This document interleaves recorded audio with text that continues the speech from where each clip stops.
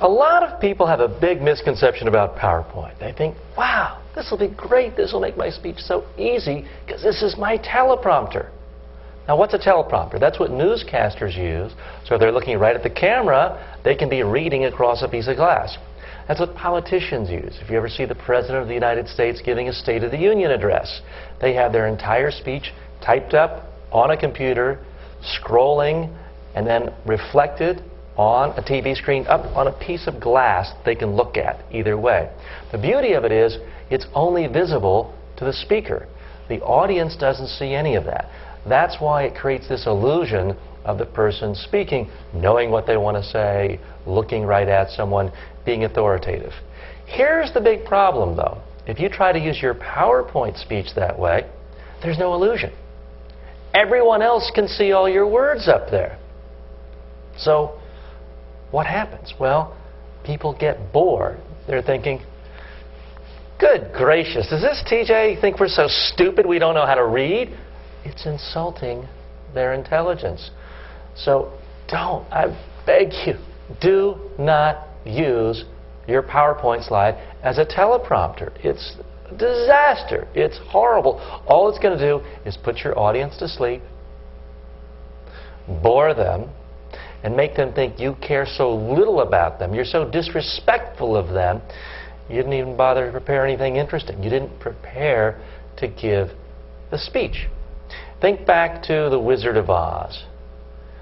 When you see and hear the almighty wizard, you see his big face, you hear his voice, very impressive.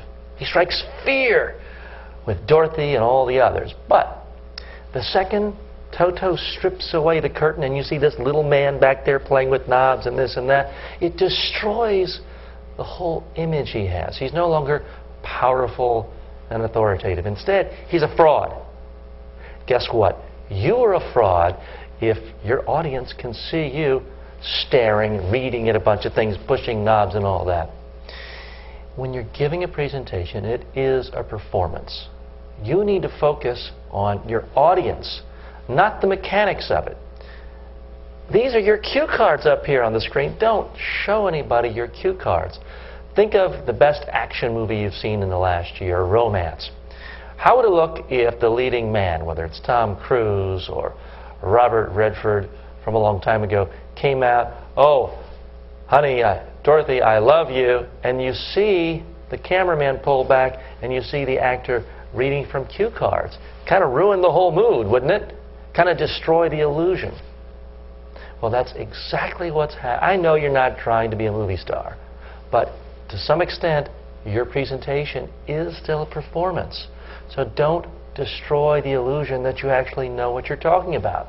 So don't use the PowerPoint as your teleprompter. Now, I know what you're thinking. You think, well, teacher, that makes sense, but I'm no genius. I can't memorize a whole speech. What am I going to do?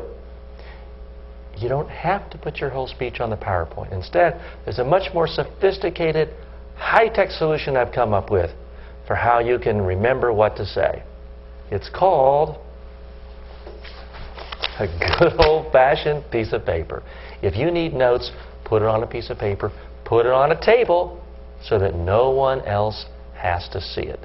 Have your notes for you. Have your PowerPoint filled with images just for your audience.